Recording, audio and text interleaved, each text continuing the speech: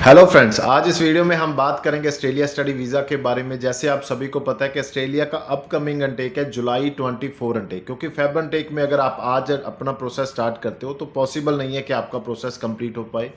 अगर आप जुलाई 24 अनटेक के लिए आज से अपना प्रोसेस स्टार्ट करते हो तब जाकर जुलाई में आपको वीज़ा मिल सकता है, और जुलाई सबसे बड़ा अनटेक है ऑस्ट्रेलिया स्टडी वीज़ा के लिए। अगर हम बच्चों की नज़र से देखते हैं, जो भी बच्चा स्टडी अब्रॉड के बारे में सोचता है, ऑस्ट्रेलिया उसका नंबर 1 कंट्री है उसकी प्रेफरेंस में। उसमें बहुत सारे रीज़न हो सकते हैं। अगर ऑस्ट्रेलिया की मिनिमम वेजेस के बारे में बात करें, ऑस्ट्रेलिया में काम के बारे में बात करें, पीआर के बारे में बात करें, अगर कोई जेन्युइन स्टूडेंट है उसके लिए पीआर का भी कोई प्रॉब्लम नहीं है। जैसे ऑस्ट्रेलिया ने खुद अनाउंस किया है कि जो जेन्युइन स्टूडेंट है जो अभी ऑस्ट्रेलिया आएगा उसके लिए पीआर का भी कोई प्रॉब्लम नहीं है। मगर अब इस समय जो वीज़ा ट्रेंड चल रहा है ऑस्ट्रेलिया का, वो सभी के लिए नहीं है। आपका एकेडमिक स्कोर बहुत अच्छा है, आपका एकेडमिक प्रोफाइल बहुत अच्छा है, आप एक जेन्युइन स्टूडेंट हैं, इसके बावजूद बहुत सारे फैक्टर हैं कि आपको ऑस्ट्रेलिया वीज़ा देगा या नहीं देगा। इस समय हम इस वीडियो में जो बात करेंगे कि 2024 जुलाई इनटेक के लिए कौन से बच्चे हैं जो ऑस्ट्रेलिया स्टडी वीज़ा के लिए अप्लाई कर सकते हैं, जिनको वीज़ा मिल सकता है। मेनली प्रॉब्लम ये नहीं है कि आप अप्लाई कर सकते हैं या नहीं कर सकते, प्रॉब्लम यह है कि आपको वीज़ा मिल सकता है या नहीं मिल सकता। जो इस समय का वीज़ा ट्रेंड है, जो स्ट्रिक्टनेस अभी ऑस्ट्रेलिया दिखा रहा है, आने वाले समय में क्या जो वीज़ा ट्रेंड है इससे पॉजिटिव हो सकता है या और ज़्यादा नेगेटिव होगा। कितने बच्चे होंगे जो वीज़ा लेने में सफल होंगे। अगर स्टूडेंट में कैपिंग होता है, यानी कि अगर कंट्री वाइज कैपिंग होता है, तो इंडिया के लिए कितने बच्चों को वीज़ा मिल सकता है। तो बहुत सारे क्वेश्चन है इस वीडियो में। ऑस्ट्रेलिया स्टडी वीज़ा के नए रूल्स क्या हैं, जो बच्चे जुलाई 2024 में अप्लाई करना चाहते हैं उनकी प्रोफाइल कैसी होनी चाहिए, कितने फ़ंड उनको शो करने चाहिए, किस तरह के डॉक्यूमेंट्स उनके पास होने चाहिए, किस तरह के कोर्स में उन्होंने एडमिशन लेना है, और आगे जब वो ऑस्ट्रेलिया पहुंच जाएंगे वहां पर जाकर किन मेन पॉइंट्स को माइंड में रखना है, इस वीडियो में डिस्कस करेंगे। ऑस्ट्रेलिया के लिए इस समय जुलाई 2024 अनटेक है, उसके लिए ये बेस्ट वीडियो है। इसको लाइक और शेयर और इसको लास्ट तक जरूर देखिए। अगर आप ऑस्ट्रेलिया जाना चाहते हैं तो ये वीडियो आपके बहुत काम आ सकती है।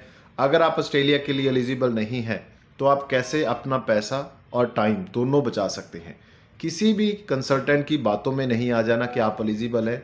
2 फैक्टर मैं बताऊंगा आपकी प्रोफाइल में, अगर आप दोनों में एलिजिबल है तब आपको ऑस्ट्रेलिया के बारे में सोचना चाहिए। अदरवाइज जो अदर ऑप्शंस हैं, चाहे आप कनाडा कर लीजिए, चाहे यूके करिए, चाहे यूएसए करिए, चाहे जर्मनी करिए, चाहे न्यूजीलैंड करिए, कहाँ पर भी करना है, जिस कंट्री के लिए आपकी प्रोफाइल एलिजिबल है वहाँ पर अप्लाई करिए, ताकि आपका टाइम और पैसा दोनों सेव हो सके।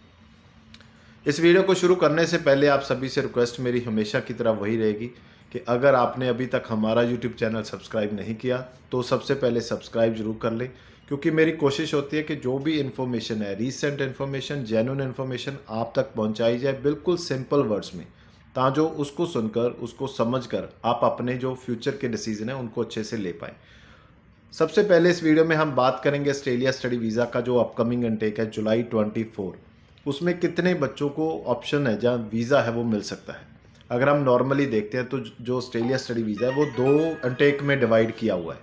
पहला अनटेक है फेब 24 अनटेक, दूसरा है जुलाई 24। उसके अलावा छोटे मोटे अनटेक है वो चलते रहते हैं, मगर दोनों में मिलाकर आप मान लीजिए सारे वर्ल्ड से सिर्फ 3 लाख के करीब करीब बच्चों को वीज़ा मिल सकता है इस साल। अगर मैं 2023 के साथ कंपेयर करता हूं तो वो जो टारगेट है उनका लगभग हाफ हो चुका है। यानी कि अगर 5-5.5 लाख लोगों को जहाँ स्टूडेंट्स को वीज़ा मिला है 23 में, तो इस बार आधे रहेंगे उससे। मतलब जो भी वीज़ा ट्रेंड पिछली बार रहा है 2023 में, जो लोग ऑस्ट्रेलिया में अप्लाई कर चुके हैं, जो एक्सपीरियंस ले चुके हैं, उनसे पूछकर अगर आप देखेंगे तो बहुत नेगेटिव वीज़ा ट्रेंड था। इस समय आप समझ सकते हैं कि उससे भी ज़्यादा नेगेटिव वीज़ा ट्रेंड आपके लिए ऑस्ट्रेलिया में हो सकता है। पहली चीज़। अभी दूसरा बड़ा क्वेश्चन क्या है कि ऑस्ट्रेलिया के लिए कौन से बच्चे हैं जिनको अप्लाई करना चाहिए। देखिए, ऑस्ट्रेलिया में आने वाले समय में जो रूल चेंज होंगे ना, वो बहुत बड़ा इम्पैक्ट डालेंगे। जो बच्चा ऑस्ट्रेलिया में जा रहा है सिर्फ वीज़ा लेने तक की बात नहीं कर रहा, वहाँ पर जाकर भी बहुत बड़ी प्रॉब्लम आ सकती है अगर आपने अच्छे से डिसीजन नहीं लिया। अगर आप जेन्युइनली स्टूडेंट नहीं हैं, आपके पेरेंट्स आपकी स्टडी को अफोर्ड नहीं कर सकते और आप ऑस्ट्रेलिया ले लेते हैं, तो ऑस्ट्रेलिया पहुंच तो जाएंगे। अगर बाय लक, अगर आपको बहुत अच्छा लग के आपको वीज़ा आ जाता है, पहुंच तो जाएंगे। उसके आगे का सफ़र भी आसान नहीं रहेगा, क्योंकि ऑस्ट्रेलिया की जो जो अभी आने वाले समय में जो उन्होंने अपना प्लान किया है एक स्टूडेंट के लिए, तो वो भी आपका पीआर तक का पाथ तभी पॉसिबल होगा अगर आप उन सभी रूल्स को फॉलो करते हैं। सबसे पहले बात करेंगे ऑस्ट्रेलिया में कौन सी ऐसी प्रोफाइल होगी, कौन से ऐसे स्टूडेंट होंगे जो अपना वीज़ा सिक्योर कर पाएंगे 2024 में, क्योंकि 2024 में जो वीज़ा ट्रेंड है बहुत नेगेटिव रह सकता है।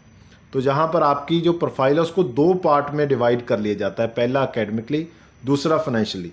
एकेडमिक में अगर आपका एकेडमिक स्कोर बहुत अच्छा है, सब्जेक्ट अच्छे हैं, स्ट्रीम अच्छा है आपका, यानी कि आप स्टेम के स्टूडेंट हैं, साइंस, टेक्नोलॉजी, इंजीनियरिंग, मैथ, उसके बाद आपका आईएलटीएस या पीटी का स्कोर है, उसको भी इंक्रीज़ कर दिया अभी जो रिक्वायरमेंट है।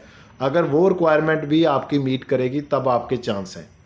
उसके बाद आपका बोर्ड कौन सा है, आपने नेशनल बोर्ड से किया है, स्टेट बोर्ड से किया है, ये सारे जो फैक्टर्स हैं जिस पे ये डिसाइड होता है कि आपकी प्रोफाइल एकेडमिकली स्ट्रॉन्ग है या नहीं है।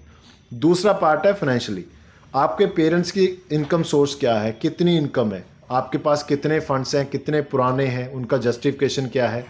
ऑस्ट्रेलिया में कम से कम आपको 3 साल की बैचलर डिग्री लेनी पड़ेगी किसी यूनिवर्सिटी में, और एक यूनिवर्सिटी की जो एवरेज फीस है वो 30,000 ऑस्ट्रेलियन डॉलर, यानी कि 15-16 लाख के आसपास है। अगर आपके पेरेंट्स का जो इनकम सोर्स है वो 15 लाख से कम है तो आपके वीज़ा के चांस कम है, क्योंकि फर्स्ट ईयर का तो आपने 30-32 लाख अपने अकाउंट में 3 मंथ पुराना शो कर दिया, मगर जो आने वाले 2 साल हैं, सेकंड ईयर और थर्ड ईयर, उसमें क्या प्रोजेक्शन है, कहाँ से वो पैसा आएगा। अगर आप वहाँ पर काम नहीं कर पाए, अगर आप वहाँ से इनकम सोर्स नहीं जनरेट कर पाए, तो क्या आपकी फैमिली आपको 2 साल, अगले 2 साल के लिए सपोर्ट कर सकती है या नहीं कर सकती। आपने जो कोर्स लिया है क्या वो उनके शॉर्ट ऑक्यूपेशन लिस्ट में आता है, क्या जो कोर्स कंप्लीट कर कर जिस जॉब में आप जाएंगे क्या उसकी रिक्वायरमेंट ऑस्ट्रेलिया को है।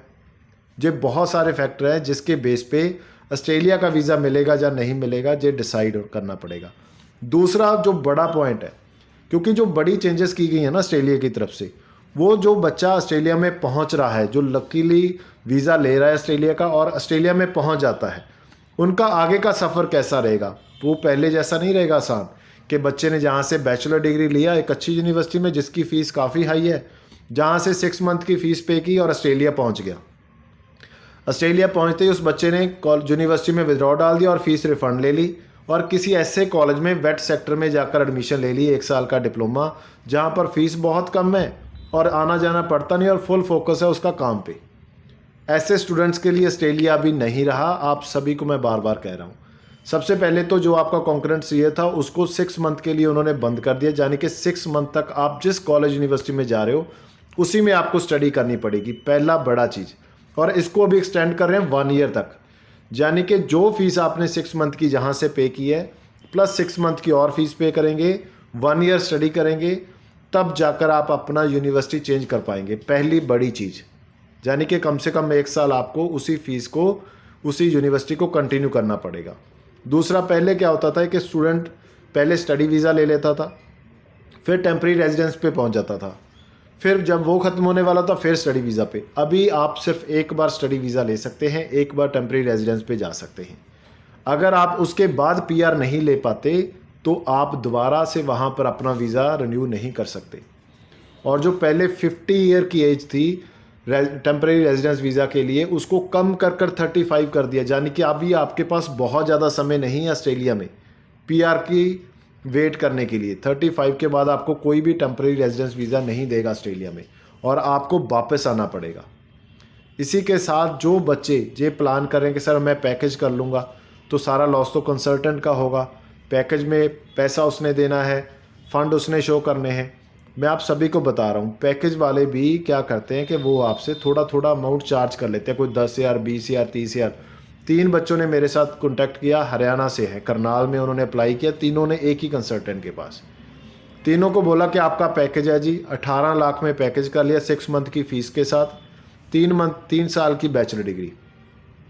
उसके बाद जब उन्होंने स्टार्ट कर लिया, सारे डॉक्यूमेंट्स ले लिए, ये दे दो, ये डॉक्यूमेंट्स दे दो, 1-1 लाख तीनों से ले लिया। 6 मंथ से वेट कर रहे हैं, अभी तक ऑफर लेटर नहीं दिया उनको। जीटी कब क्लियर करेंगे, 6 मंथ से वेट कर रहे हैं। तो जो बच्चे ऑस्ट्रेलिया स्टडी वीज़ा के लिए किसी भी कंसल्टेंट के साथ पैकेज कर कर बैठे हैं, पहला स्टेप है कि आपको ऑफर लेटर नहीं आएगा। दूसरा, अगर ऑफर लेटर आ जाता है तो आपका जीटी क्लियर नहीं होगा। आपकी प्रोफाइल बहुत अच्छी है, आपके फाइनेंशियल्स बहुत अच्छे हैं, तो आपका जीटी भी क्लियर होगा आपको ऑफर लेटर भी आएगा और आपको वीज़ा भी मिलेगा। अगर पहली 2 कंडीशंस नहीं हो रही, आपकी फाइनेंशियली अच्छे नहीं है, जहां आपका एकेडमिकली आपकी प्रोफाइल अच्छी नहीं है, तो आपका जीटी क्लियर नहीं होगा, आप एम्बेसी तक की नहीं पहुंचेंगे, चाहे आपको 1 साल लग जाए। दूसरा, 1 साल वेट करने के बाद 1 से 1.5 लाख रुपया आपका वेस्ट करवा देगा वो, कैसे ना कैसे। आप कितना भी सोच समझ के चलें, जब उसने कह दिया सर अभी तो 10,000 चाहिए, ये प्रोसेस पेंडिंग है, तो आपको देना ही पड़ेगा। और उसके बाद 1-1.5 साल के बाद आपको फ़ाइल वापस कर दी जाएगी, कुछ भी आपको मिलेगा नहीं। तो इसीलिए मैं कहता हूँ, अगर आपकी फ़ाइल अच्छी है, स्ट्रॉन्ग है, आप पढ़ने के लिए जा रहे हो, आपने 3 साल पढ़ सकते हो, जो बैचलर डिग्री में एडमिशन लिया उसको कंप्लीट कर सकते हो, आपके पेरेंट्स अफोर्ड कर सकते हैं, तो ऑस्ट्रेलिया आपके लिए है। दिल खोल के जाइए, सबसे अच्छा कंट्री है, मिनिमम वेजेस बहुत अच्छी हैं, काम की कोई कमी नहीं है। ऑस्ट्रेलिया के लिए जो प्रोफाइल अच्छी है, स्टेप बाय स्टेप करिए, फ़ंड आपके शो करिए, पेरेंट्स की ITR, CA रिपोर्ट, जो भी उनका इनकम सोर्स दिखाया है, ये बिज़नेस है तो बिज़नेस के डॉक्यूमेंट लगाइए, जॉब है तो जॉब के डॉक्यूमेंट दिखाइए, एग्रीकल्चर इनकम है तो एग्रीकल्चर के डॉक्यूमेंट्स दिखाइए। बताइए वीज़ा ऑफिसर को कि ये हमारा स्टेटस है और ये हमारा ट्रैक रिकॉर्ड है, इतने फ़ंड हमारे पास पड़े हैं, कहाँ से आए हैं। अगले 2 साल जो सेकंड ईयर और थर्ड ईयर होगा, उसके लिए ये फ़ंड आएंगे, वो अपनी SOP में मेंशन करिए। SOP को शॉर्ट रखिए। SOP में ऐसा नहीं कि सब कुछ SOP में डाल देना है, शॉर्ट होना चाहिए, क्रिस्प होना चाहिए।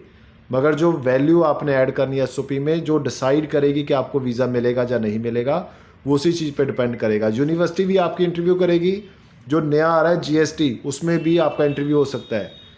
और जो डॉक्यूमेंट्स आप लगाएंगे, अगर आपके माइंड में है कि उसका वेरिफिकेशन नहीं होगा, बहुत स्ट्रिक्ट वेरिफिकेशन हो सकता है।